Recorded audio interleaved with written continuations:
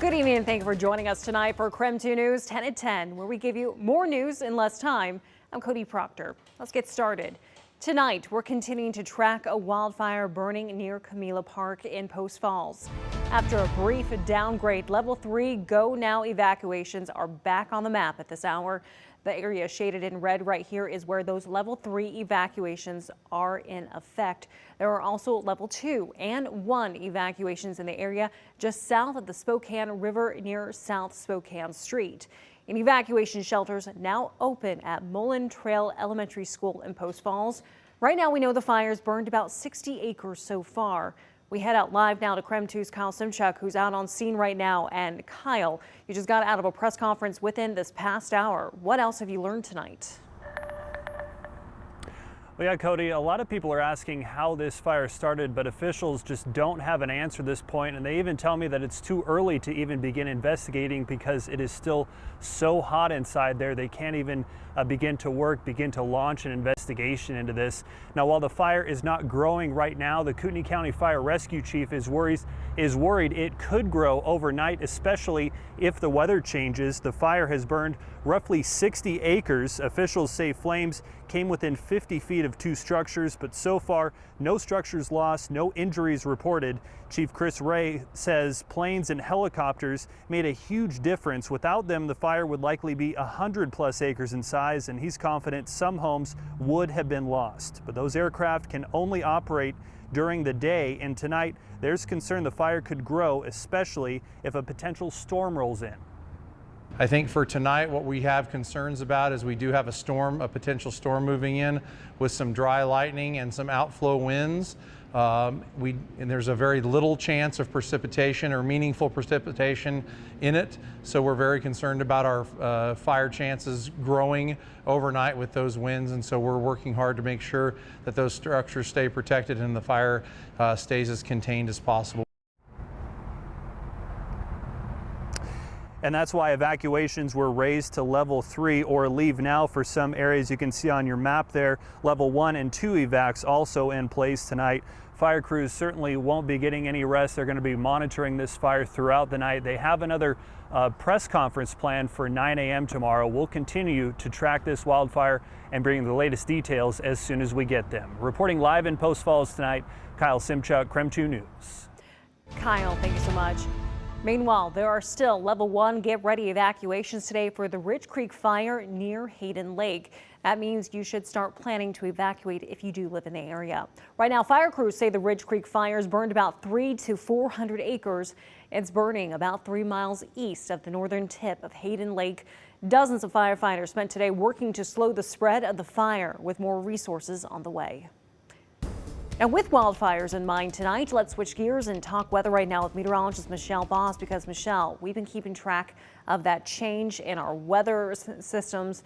What can we expect since there's that chance of scattered thunderstorms as we head into this weekend? Yeah, we have some good and bad factors in this forecast. On the positive side, we are looking at cooler temperatures, more cloud cover, increasing moisture, and that chance, a decent chance for finally seeing some measurable rainfall across the inland northwest. On the downside, some of those showers could come with some dry lightning, and initially we may not see a whole lot of rainfall as this storm system initially moves through, with that chance starting tomorrow. And of course, in the vicinity of any thunderstorms, we could see some gusty winds. So both positive and negative things possible as this system comes through over the weekend. Temperature wise, though, today was the hottest day of the next week. We're at 72 right now in Spokane, 72 in Deer Park and Coeur d'Alene. You can see 60s and 70s all across the region. Short-term forecast, though, keeps us dry, even though we will see mostly cloudy skies out there. We do have a chance of thunderstorms, a slight chance tomorrow afternoon. We'll see highs in the mid-80s and even cooler weather on the way for Sunday, with the high right around 80 and another chance of showers and thunderstorms. Michelle, thank you so much. In the meantime, it's been a tough day for Pac-12 fans, with the conference now a fraction of its former size. And it's likely bad news for Washington State University. After months of speculation, the University of Washington and Oregon officially decided to leave the Pac-12 conference to join the Big Ten. Meanwhile, Arizona State, and Utah are also leaving the conference to join the Big 12.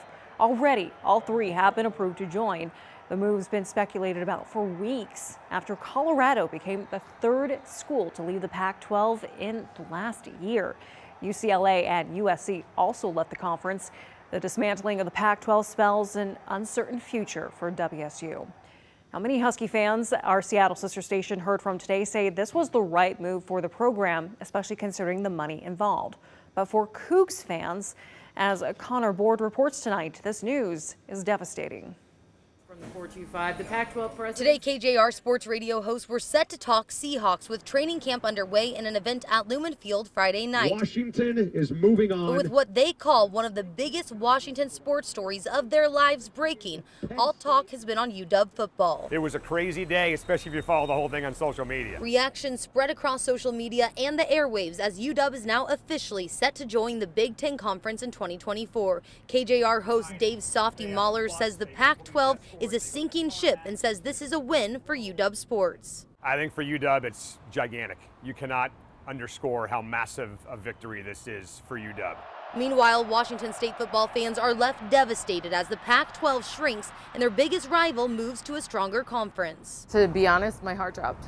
My heart dropped. It is just so sad to see 108 years of history go out the window. Jessamine McIntyre has been the KJR sideline reporter for the Cougs for more than 10 years. She says Wazoo fans are feeling extreme sadness and are filled with questions about the future. You know, are they not going to be in a Power 5 conference anymore? Are they going to the Mountain West?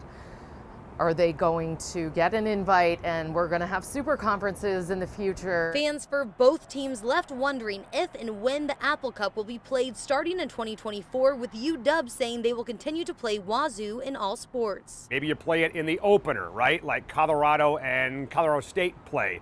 Maybe you play it in October. Maybe you play it in early November versus the day after or the Saturday after Thanksgiving. While UW fans gear up to enter a new conference, Wazoo fans are having a hard time looking forward. My hopes are probably unrealistic, but if I could actually have hopes right now, it's that they at least start to rebuild the Pac-12. And that was Connor Board reporting. Coming up later in our newscast, sports director Travis Green hears from WSU head coach Jake Dickert what he has to say as the Cougs head into uncharted territory.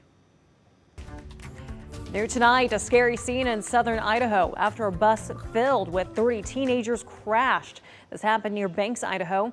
According to Idaho State Police, right now 11 teenagers are hurt, 7 of them in critical condition at this hour. This all happened after a summer camp bus crashed on Highway 55. Half of the teens were taken to the hospital out of precaution. ISP is currently investigating. It's unknown what caused the crash at this hour. 2 motels have shut down on Seattle's Aurora Avenue a week after being deemed chronic nuisance properties by the city. Police say the Seattle Inn and Emerald Motel have been a hotbed for drugs, violence, and prostitution. The motels were told to shape up or face big fines. Meanwhile, the teenager accused of trafficking an 18-year-old Texas woman out of one of those motels pleaded not guilty. Prosecutors say Tariq Milam and a 17-year-old held a woman against her will during All-Star Week. She escaped from a home after contacting her dad. He was able to arrange for an Uber for her. She was able to flee the house, get in the Uber, and go to SeaTac Airport. The suspect being held on a $200,000 bail. For the first time in more than 70 years, Oregonians can now legally pump their own gas.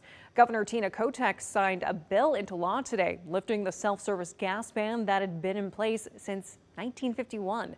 Individual stations will be able to decide if they'll offer self-serve gas. Attendants will still be able to help drivers who need or want it. New Jersey's now the only state where drivers cannot pump their own gas.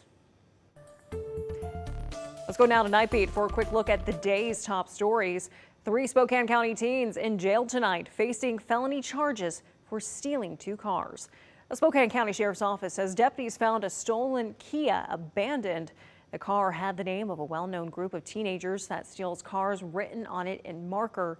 After checking security cameras, deputies found another stolen Kia being driven recklessly. After a high-speed chase, they were able to find the teens and arrest them. Spokane County Fire District 9 firefighters rescued a baby left in a car in the North Spokane Home Depot parking lot today. This all happened around noon. Firefighters say they couldn't immediately find the parents upon arrival, so they decided to break a passenger window and pull the child out. The baby was taken to a hospital as a precaution, but is expected to be okay. Crews say the parents were inside the store and didn't realize they forgot their child was in the car. First responders urge parents to always check their back seats, as temperatures in a vehicle can climb 20 degrees in just 20 minutes, and it can get 40 degrees higher in less than an hour. Hundreds of Washington retailers now pushing for new federal legislation aimed at fighting organized retail crime. The Combating Organized Retail Crime Act is co-sponsored by Washington Representative Kim Schreier. If passed, it would create a new team within the Department of Homeland Security to address this issue. The Washington Retail Association says organized retail crime costs businesses $2.7 billion a year statewide. And that was your Night Beat. To learn more about any of these stories, just text the word night to 509-448-2000. We'll send them right to your phone.